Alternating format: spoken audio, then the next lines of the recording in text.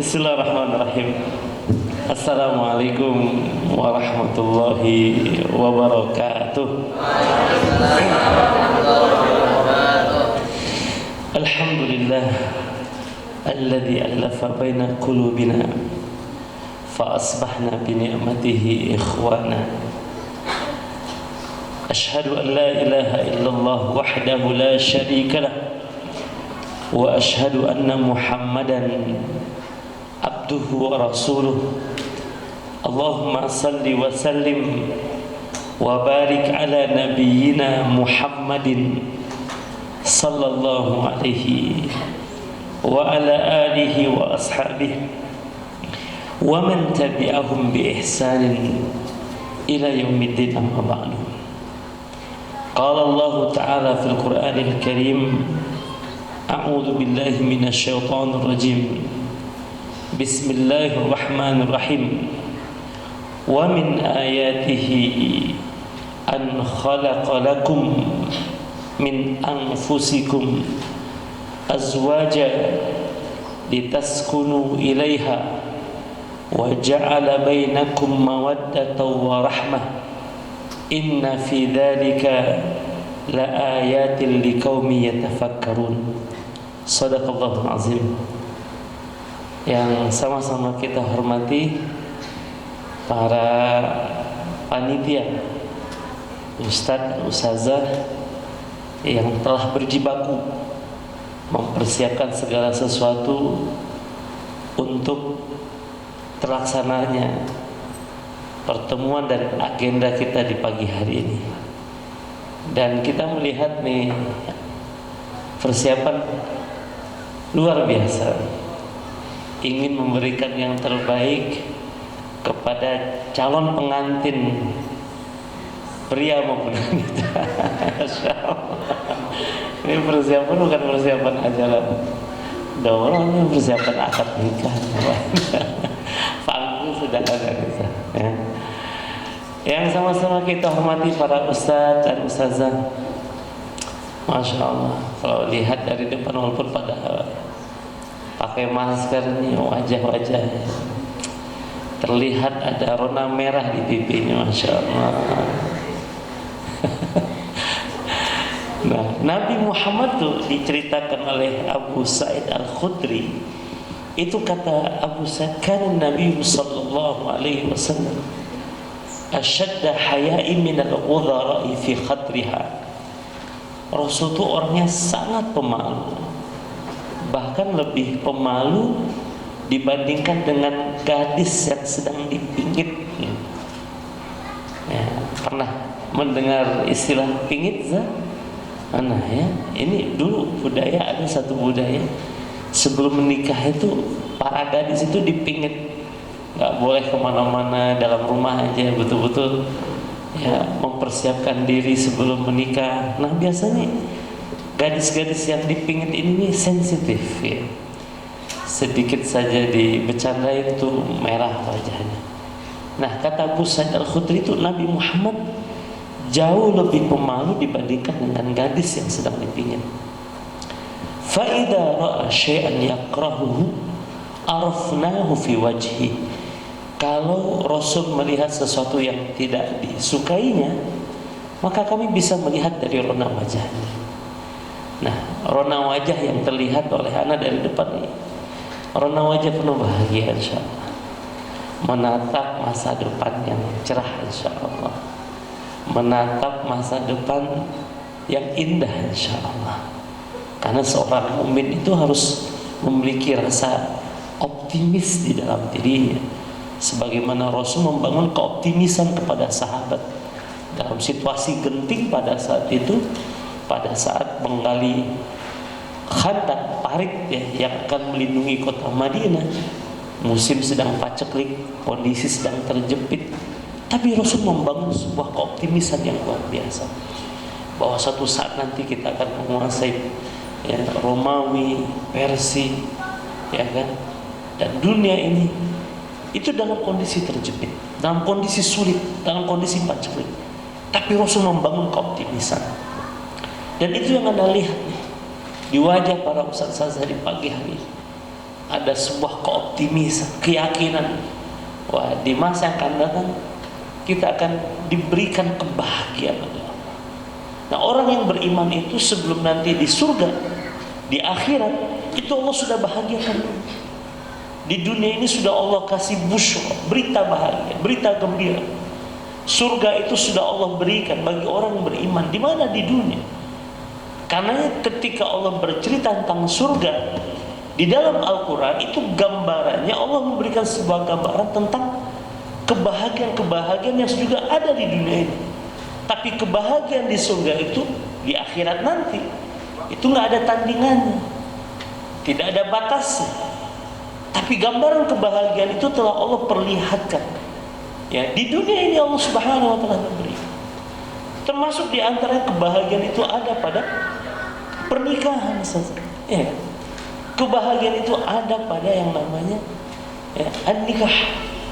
Di mana nikah ini adalah bagian dari fitrah, bagian dari sunnatullah fil kauni, bahkan dia bagian dari sunnah Rasulullah sallallahu alaihi wasallam.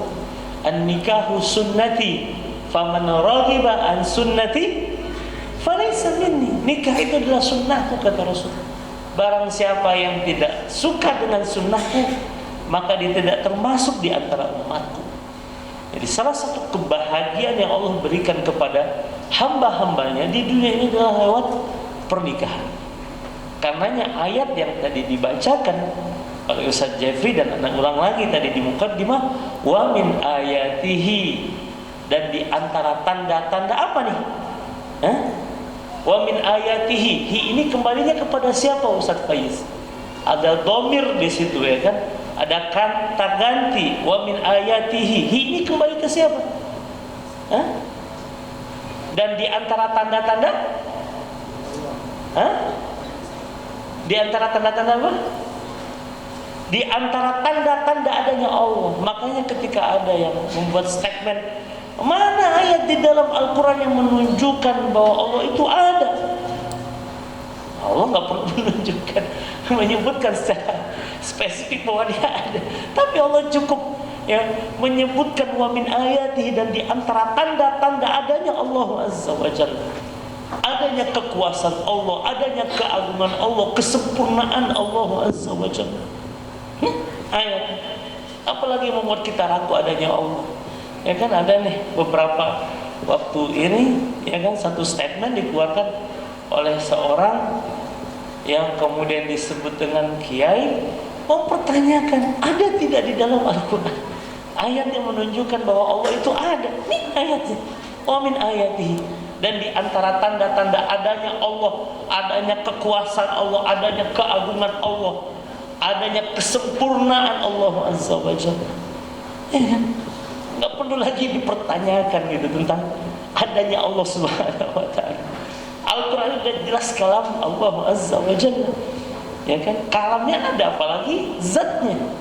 Apalagi yang kemudian Allah Azza wa Jalla dengan segala kemuliaan, kesempurnaan, yang maha segala-galanya.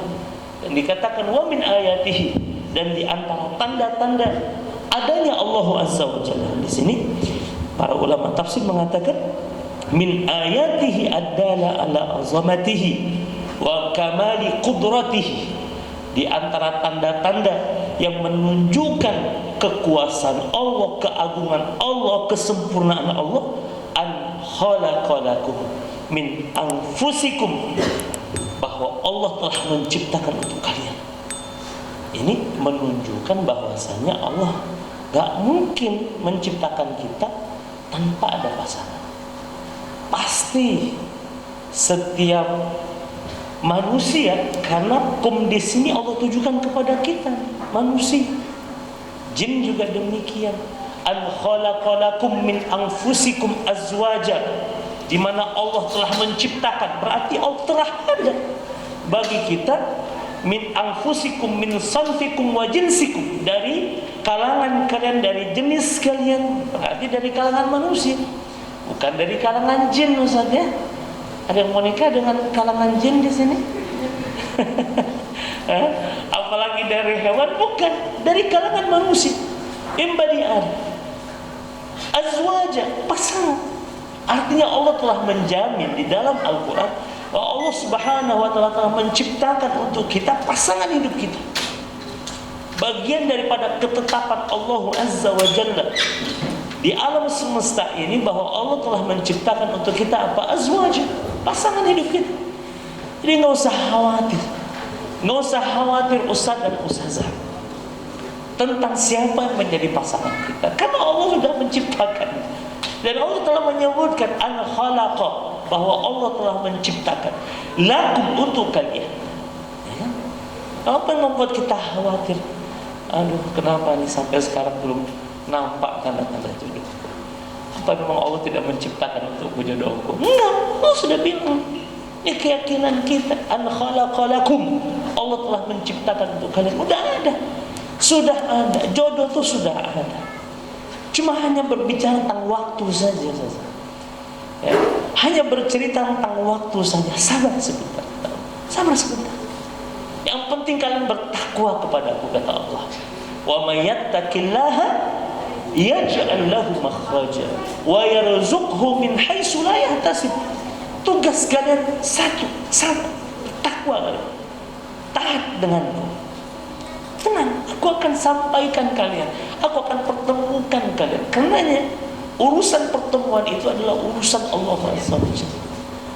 Bukan karena kehebatan kita, bukan karena ketampangan kita, bukan karena kecantikan kita, tapi Allah Subhanahu wa Ta'ala sudah mengizinkan belum kita berjumpa dengannya. Maka jangan khawatir tentang jodoh kita, karena Allah telah menjamin an khalaqalakum, Allah telah menciptakan untuk kalian min anfusikum, dari kalangan kalian, maksudnya dari kalangan manusia, kan dari kalangan jin, hewan dan lain sebagainya. Azwaja, istri bagi kalian. Jadi Ustaz jangan khawatir. Yang penting kita bertakwa kepada Allah, jaga syariat Allah Subhanahu wa Ta'ala. Nah, apa yang akan kita bahas di pagi hari ini nih, persiapan apa yang bisa kita lakukan agar kemudian Allah Subhanahu wa Ta'ala mempertemukan kita dengan jodoh yang telah Allah siapkan untuk kita, tapi prosesnya begitu sangat baik. Prosesnya menjadi proses yang diridhai oleh Allah Azza wa Jalla.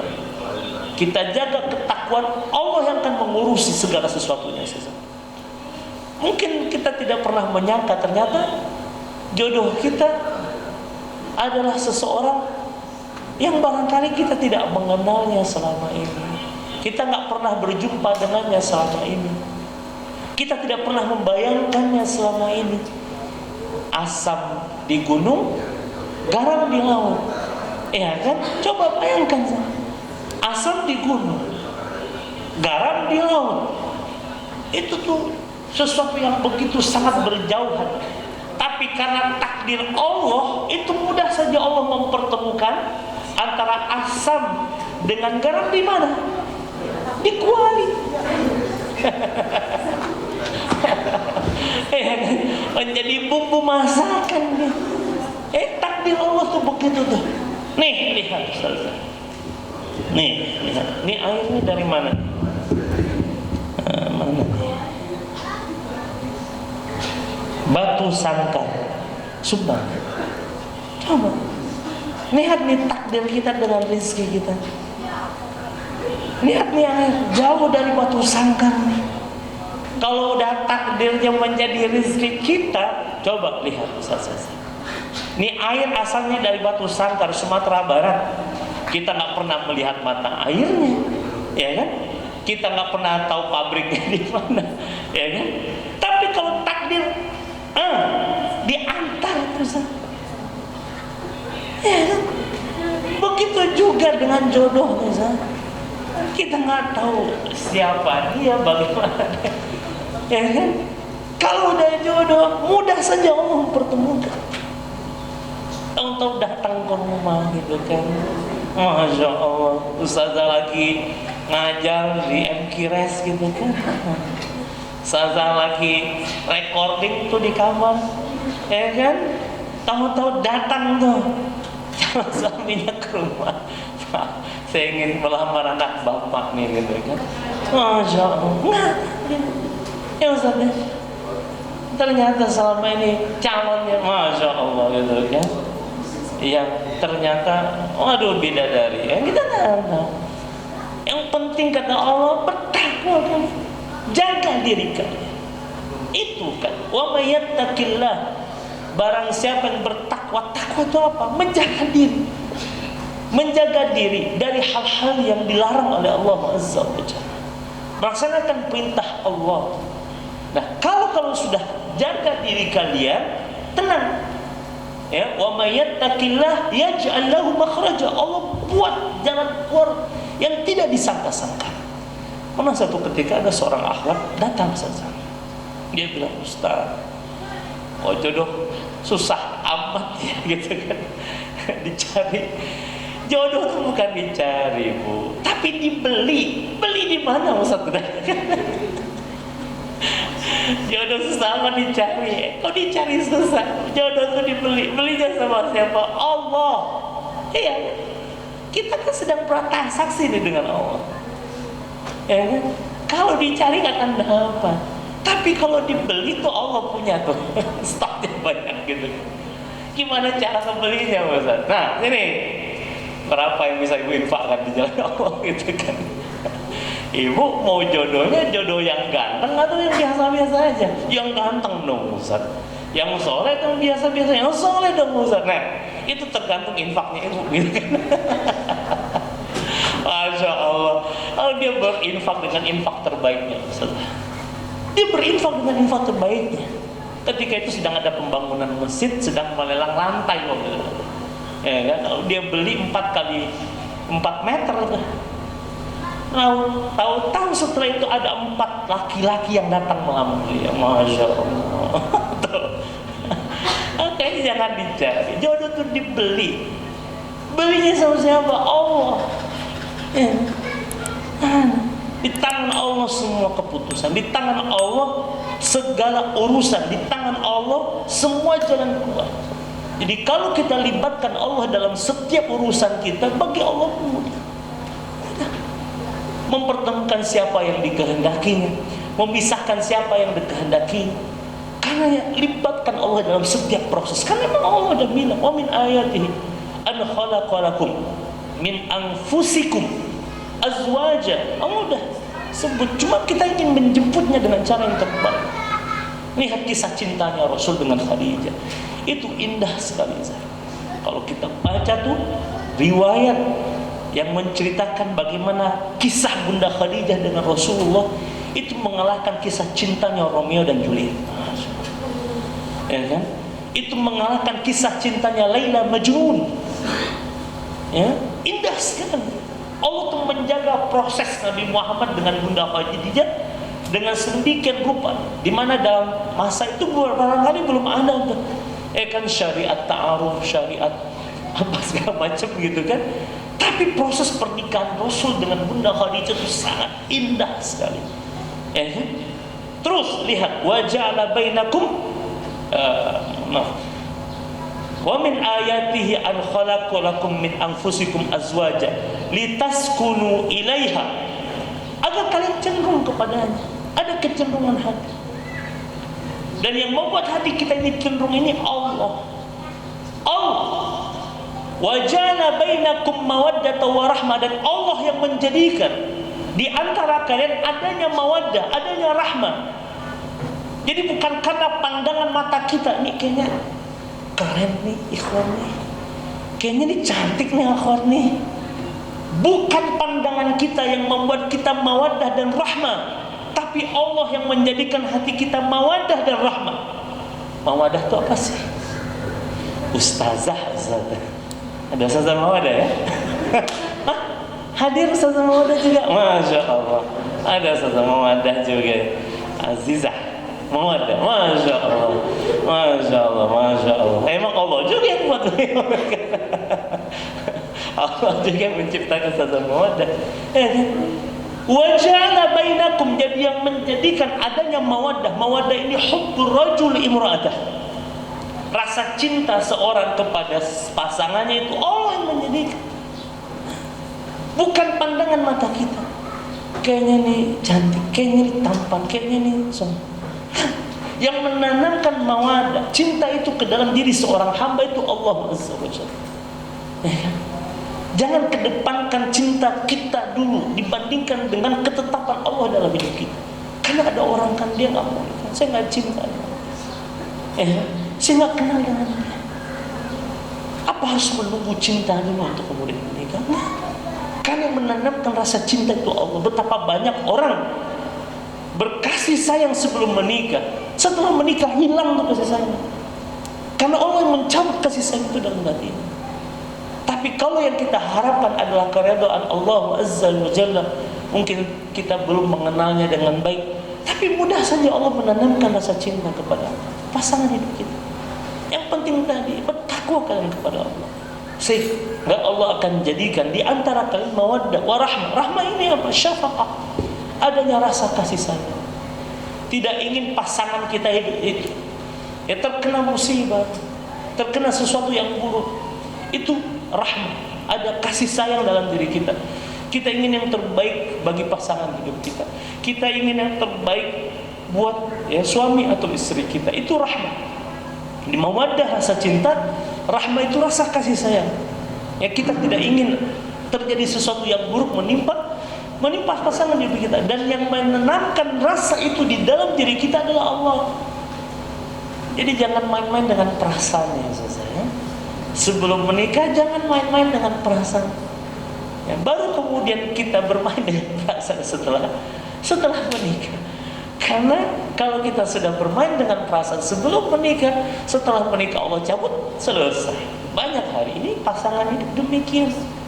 Setahun menikah, ada hilang rasa kasih sayang. 2 tahun menikah. Tapi kalau rasa itu datang dari Allah, Masya Allah, itu membuat rumah tangga menjadi indah. Karena sebelum segala sesuatu dimulai, pastikan menikah karena lillahi ta'ala, karena Allah. Kalau sudah karena Allah, kita akan punya energi besar dalam diri kita. Yang kedua, kita akan punya apa? Tidak ada kecewa sedikit pun.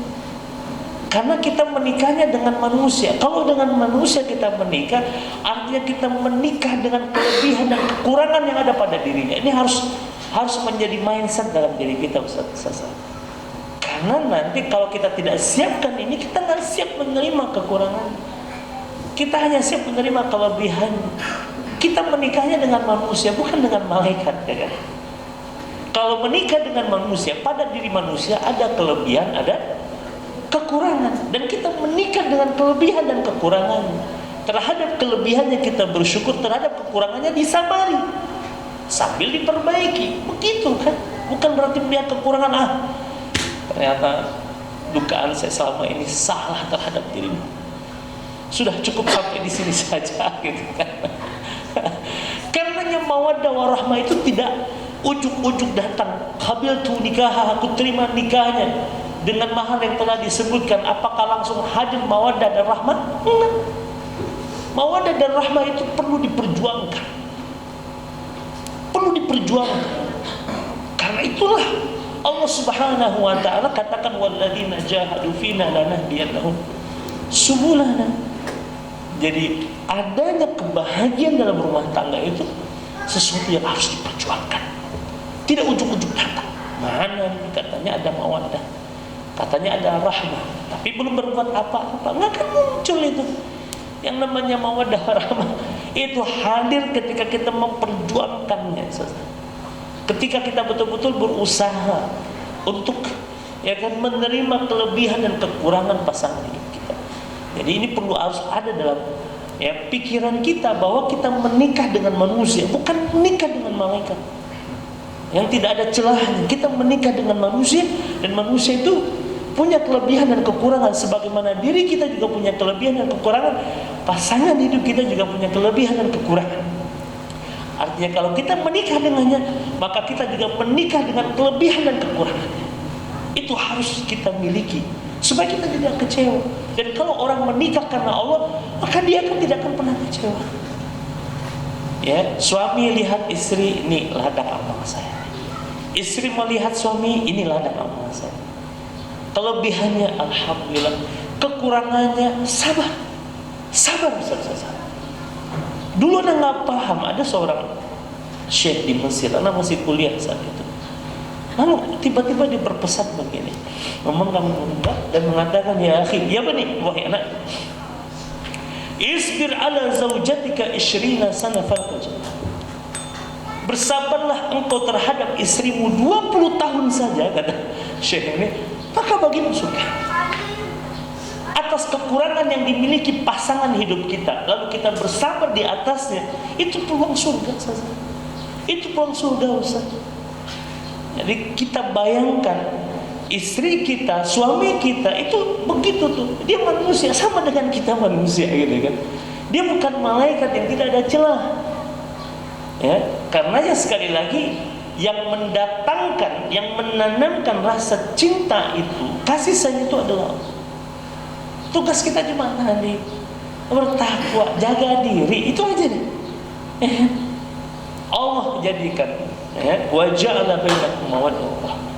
Inna fi dzalika la ayatin liqaumin yatafakkarun. Dan sesungguhnya pada semua itu merupakan tanda-tanda bagi orang yang menggunakan akalnya.